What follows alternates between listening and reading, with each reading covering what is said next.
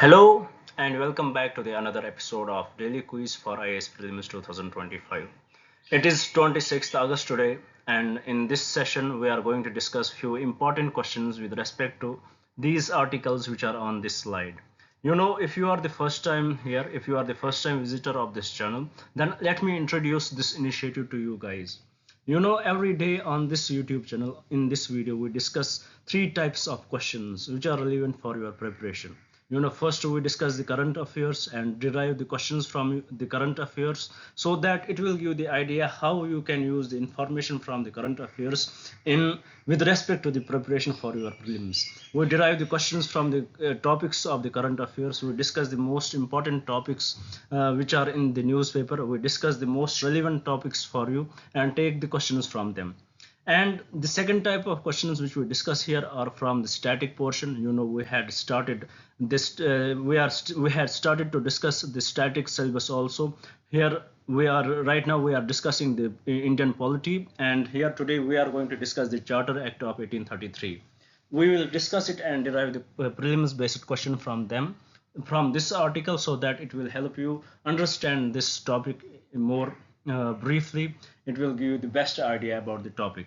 And also we are going to discuss few previous year questions in this session so that it will give you the absolute idea how the questions do come in the exam and what can be the methods by which you can solve those questions, and also how to implement that knowledge which we get from the previous year questions in the next exams. So with this, let us start our discussion. Before we start our discussion, I would like to request you guys, please open your notebook and start writing these questions so that you can develop your own question bank before your exams. And when your exams would be near, it would be easy for you to revise the current affairs, and also it will boost your confidence before entering the hall, or at least take the screenshots of these questions. Second, please do subscribe the channel and share it with your friends so that they may also get benefited. Now let's have a look at the topics which we have to discuss today. The first important article which was in the newspaper, which is relevant to your preparation, it is basically mains based article, but we will derive some key information from this. It is the new gateway devices, the latest health threats. We'll discuss about what is this new gateway devices. We'll discuss it in detail and derive the questions from it. After that, we will discuss another article which was in the newspaper. It is about the classical language centers. They asked for the autonomy. What is this classical language centers? What are the classical languages? What is the criteria to get the status of the classical languages? And why do states want their regional language to be added into the classical languages? We will discuss all this in this article. After that, there is a little information about INS Mumbai. It is going first time to the Sri Lanka, so we'll discuss about INS Mumbai. We'll discuss about this destroyer, and after that there was a small term in the newspaper which is sonoluminescence. We will discuss about what is this sonoluminescence. We'll derive the definition of it. We need to know these terms, even though this is hard to pronounce it for me, but we'll know what is the context behind it. We'll derive the definition of it and understand it by the help of a prelims based question example. After that, we will discuss national pension scheme. We also discussed it in the last session, but today we are going to discuss it in a different way. We'll discuss about it. After that, we will discuss about the Charter Act of 1833, and we will derive few previous year questions here. Now with this, let's start our discussion. The first article, very small article, I will try to complete this discussion in a very simple, in a very little amount of time. I will go direct to the points which are necessary for you. What is this new age gateway devices? What is this? What does it mean? Usually people are addicted to smoking. They are addicted to the cigarettes, but we know the impact of cigarettes, the impact of nicotine, the impact of the chemicals which burn when the cigarettes burn, when the cigarettes go for the combustion. The impact of those chemicals which are released by those cigarettes on our health is very harmful. They can lead to cancer, they can lead to heart attacks and different many diseases. But the new age devices had come with the alternatives, but the companies right now they had come with the alternatives. They are going for the vaping, they are going for the electronic cigarettes. They advertise that they are less harmful, they are least harmful, they have no harmful effects on the health, and they can be the best alternatives to the smoking, to the cigarette smoking. But according to the recent research, right now these electronic smoking and vaping, according to the recent research, they also have those elements, they also have those elements in it which can cause harmful and dangerous impact on the health of the on the health of the addictor, on the health of the person who smokes, so smokes them. So they have more adverse impact on the health of the person.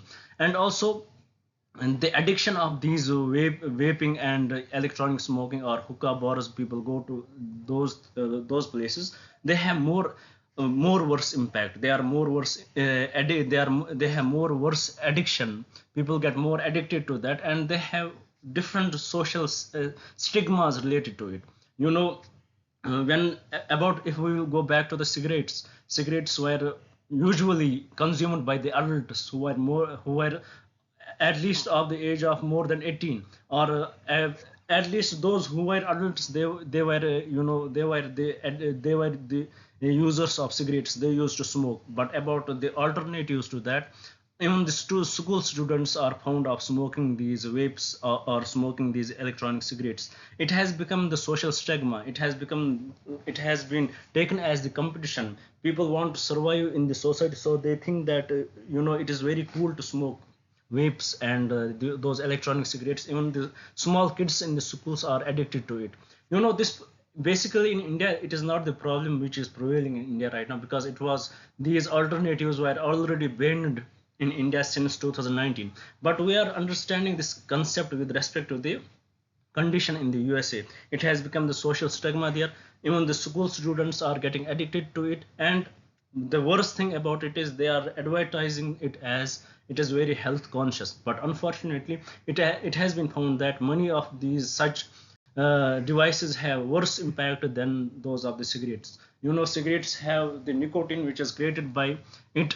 It is not something artificially added nicotine. It is that nicotine is found in the plant. But the vapes and those electronic cigarettes, the nicotine is added, and the concentration of the nicotine is found sometimes more than the cigarette has. So their impact is more worse. It is said that in some cases their impacts are more worse than the cigarettes have. They are also, at least we can say, they are also harmful for the health of the person who smokes. So this is nutshell about these new age gateway devices. Now let us see how can UPSC form a prelims based question on this. Basically this article is more related to the mains based topics, but as our aim is to find the prelims based questions from every topic which is relevant for you. So let us see. UPSC is very much unpredictable. They can form any question what they want. If you remember, they even formed a question last year on the Sucarol, which was very much irrelevant if for a normal student. So we can't say anything about how the UPSC forms a question. They can be very much unpredictable. So we have to be ready in every way possible. Now let us see how they can form the question from this article. Here the question says, which of the following statements accurately describe the side effects associated with the alternatives to cigarettes, such as e-cigarettes and heated tobacco products? So here we have to find out which of these statements are correct with respect to the side effects associated with the alternatives to cigarettes. The first statement: e-cigarettes are known to cause fewer respiratory issues compared to traditional cigarettes. Yes, the statement itself is true. It is in the most of the cases, the e-cigarettes are known to cause fewer respiratory issues compared to the traditional cigarettes, but may still lead to some degree of lung irritation and chronic bronchitis. 100% correct. Statement 1 is correct. Statement 2: heated tobacco products can potentially expose user to harmful chemicals, though they typically result in lower levels of toxic substances compared to the conventional cigarettes. 100% correct, because the real combustion does not happen here. So statement 2 is also correct. Third statement: both e-cigarettes and heated tobacco products have been shown to have no impact on cardiovascular health. making them a completely safe alternative to smoking. This is totally incorrect. It contradicts with the discussion we had. It has huge impacts on the cardiovascular health also. So statement 3 is incorrect. So with this topic, with this question, the correct statements are statement 1 and statement 2. And from the code given below, the correct option would be option C only. With this, I hope you had understood the topic, you had understood the question from it. Now let's move to the another topic which was in the news today. The second topic is about the classical language centers, as they ask for autonomy. You know about classical language centers. Here in our country we have 6 classical languages. They are the Telugu, Kannada, Malayalam and Odia and Tamil and Sanskrit. These are the 4 classical languages in our country. So with respect to this, you know, the 4 languages which are separately in a they are in the, they have the separate classical language center, and Tamil they have the autonomous center, while as Sanskrit, the Sanskrit language, it does not have any autonomous center, but it is fully represented by the universities. So what is the topic here, what is the context here? Let's have a look at it. You know, these say classical institute of Indian languages, you know, it contains this classical institute of Indian languages, it contains these 4 languages, which is Telugu, Kannada, Malayalam and Odia. They are demanding that they should also have the autonomous, they should also have the autonomy, they should also have the autonomous centers like the Tamil language has, like the Sanskrit has, in a different way, even though it does not have an autonomous center, but it is it is funded by different universities. Why this question arises here? Because of the funds the languages are getting. You know, recently it is found that the Sanskrit only, the language Sanskrit only, it is getting the highest number of funds. It is said that 643 crore for Sanskrit was given, while as for other languages only 29 crore for other 4 languages, which are Telugu, Kannada, Malayalam and Odia. For these 4 languages only 29 crore were given for their promotion. So this much of amount and this much of bias towards these languages, it did not go well with these languages. So they demand that there should be autonomous autonomous centers for them also, so that they will get enough funds so that they can promote these languages. So about these classical languages, we should know what is the criteria that a language should be added into the classical language. You know, according to the government website, there are 4 criteria that a language is added as a classical language. The first one, it should be at least 2000 years old. The language should at least be 2000 years old. Second, a body of ancient literature which is considered a valuable heritage. There should be a body of ancient literature or text which is considered a valuable heritage. Third, the literary tradition be original. The literary tradition should be original. It should not be borrowed from the another language. For example, we have Urdu that is borrowed from Hindi, and Hindi is itself borrowed from the Sanskrit. So there should be no language should not be borrowed. The literary tradition should not be borrowed, and also the classical languages are the classical language literature, it should be very much distinct from the modern literature. So these are the 4 criteria which a language should fulfill before nominating it as a classical language. You know, we have different discussions with respect to it, whether a language is a classical, even though they have some of the criteria which are mentioned by the website, but finally it is up to the Ministry of Culture to decide whether to add a language as a classical language or not. So here the question arises, why they want this status, why they want that this status should be given to any language. Because if you get this status, if you get the status of the classical language, education ministry provides fund, certain benefits, certain funds for the promotion of this language. This is the whole idea about this classical language. Why it is in news? Because the centers, they want the classical language centers, they ask for the autonomy. They want, like the Sanskrit is getting the funds, like the Tamil is getting the funds. Similarly, these 4 languages should get the autonomous centers, and they should get the funds to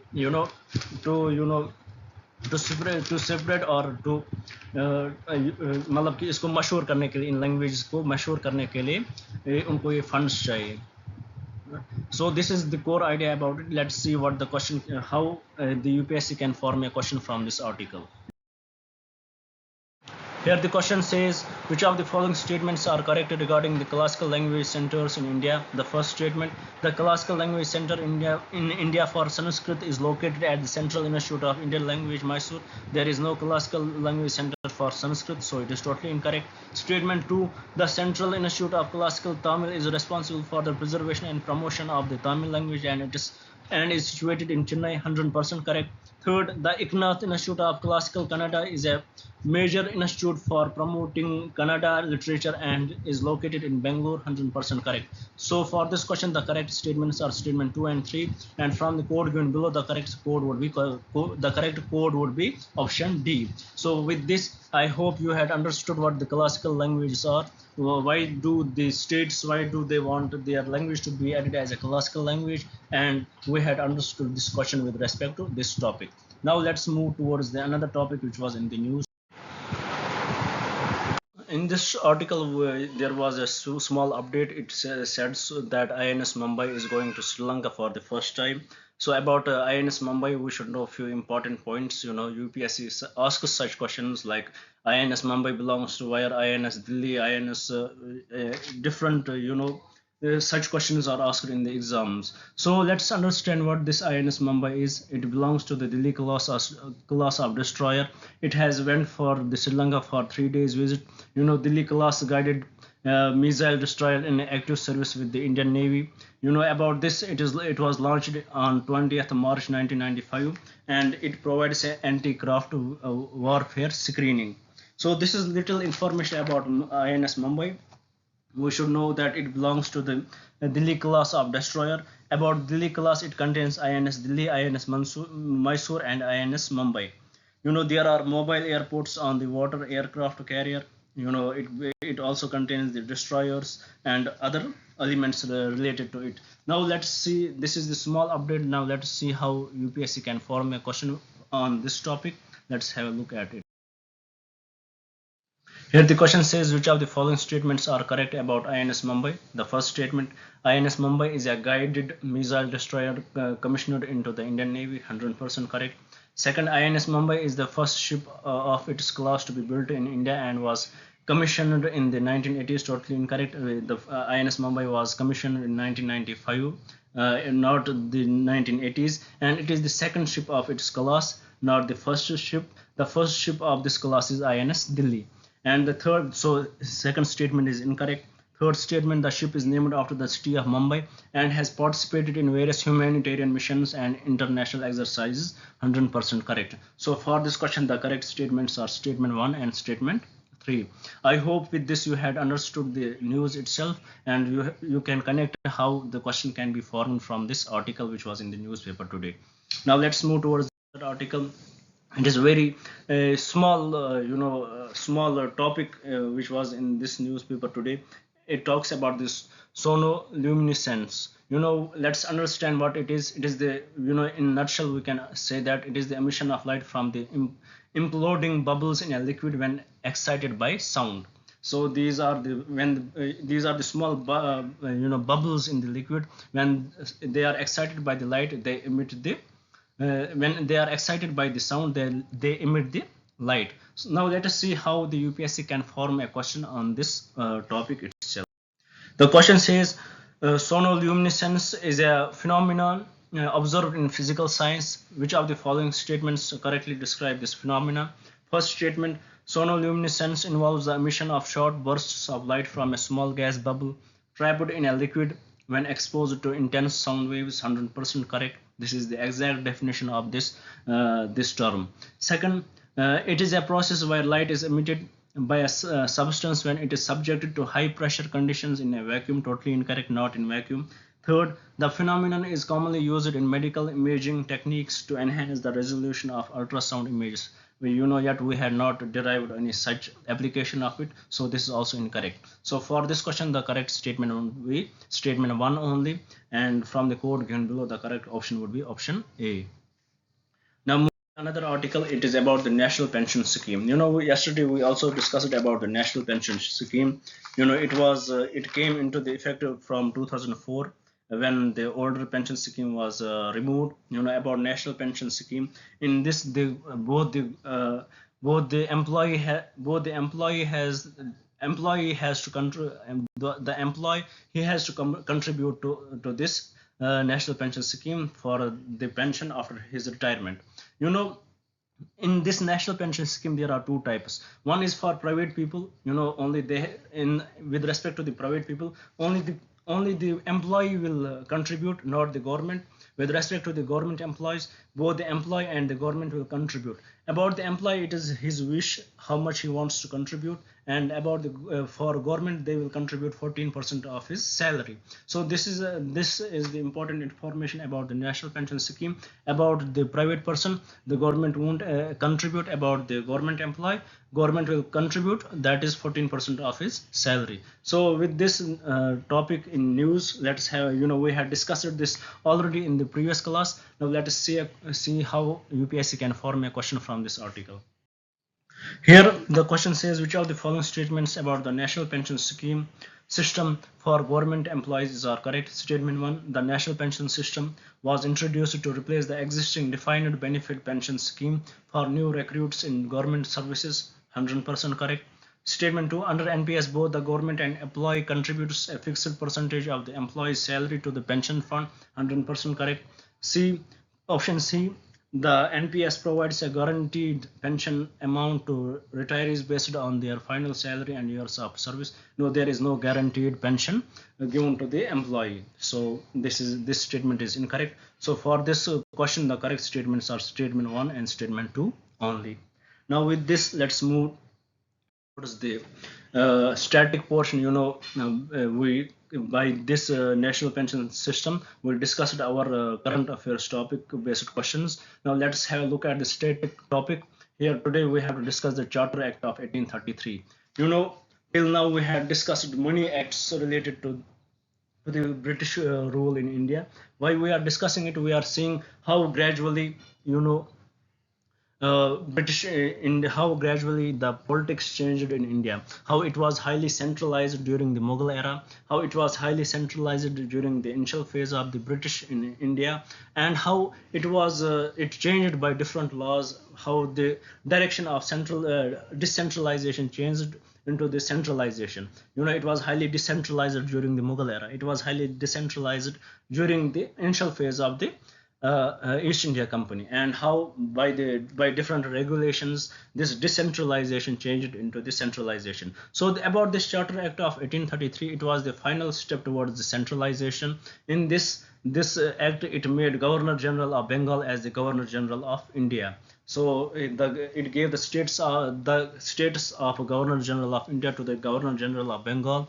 and also with the Governor General of Bengal, with him vested the all civil and military powers. You know, with this concept, we should know that Lord William Bentinck, he was the first Governor General of India. Now let me ask a question here. Who was the first Governor General of Bengal? You know, who was the first Governor General of Bengal? Let's see. If you are watching this video, please write in the comments. And also, about this Charter Act of 1833, it deprived the governors of Bombay and Madras of their legislative powers. You know, it shows how decentralization was almost ended in this article. And also by this act we understood that the laws made under this act were called as acts, while in previous acts they were called as regulations. So it changed the definition also. It showed how important this how important this Charter Act was, and it gave the different definition to the laws made under this act. Also in this we should know that it ended the activities of the East India Company as a commercial body, and it was purely now the East India Company after this act was purely an administrative body. It ended all the commercial activities of the East India Company except the trade in tea and trade with China. And also it attempted to introduce a system of open competition for the civil service, for the selection of civil servants in India. And also it added some features that Indians should be also added into the civil services, but unfortunately this provision was negated after the opposition from the Court of Directors. So this is in a nutshell about the Charter Act of 1833. Now let us see how the UPSC can form a question from this act. Here the question says, which of the following statements about the Charter Act of 1833 is are correct? The first statement, the Charter Act of 1833 made English the official language of the East India Company's administration. Totally incorrect. Nothing such provision was given in such act. Second statement, the act was instrumental in the abolition of East India Company's trade monopoly in India. 100% correct. It was very much instrumental, very much helpful in abolishing the trade monopoly of the East India Company in India. Third, the Charter Act of 1833 established the position of the Governor General of India as the supreme authority over all British territories in India. 100% correct. So for this question, the correct statements are statement 2 and statement 3. And from the option given below, the correct option would be option B. With this, we had completed the charter, we had completed the static part also. Now let's have a look at some previous year questions which were asked in the previous year exams. Let's have a look at them. Let's grab the most information which we can get from those questions. Here the first question says, which of the following territories was not affected by the revolt of 1857? Was it Jhansi? No, we had the Jhansi Kirani. Was it Jagdishpur? No. Was it Lucknow? No. It was definitely Chittor. So for this question, the correct option would be option B. Second question, with respect to the previous year questions, who among the following repealed the Vernacular Press Act? Who repealed this act? Was it Lord Dufferin? No. Was he Lord Curzon? No. Was he Lord Hardinge? No. It was definitely Lord Ripon who repealed the Vernacular Press Act. So for this question, the correct option would be option B. The third question, who among the following was a proponent of Fabianism as a movement? By Fabianism, we mean spreading the ideas of socialism, spreading the ideas of socialist nature, socialistic society. So who among the following was a proponent of Fabianism as a movement? Was she Annie Besant? Was he A. Hume? Was he Michael Madhusudan Dutt, or was he Palme Dutt? She was definitely Annie Besant. For this, the correct option would be option A. So with this, we complete today's discussion with respect to the daily quiz. I hope you would understand it. I hope you were able to connect the current affairs with these questions. I hope this would be very much beneficial for you. Thank you for staying with me. Thank you very much, and please do subscribe the channel. Thank you very much.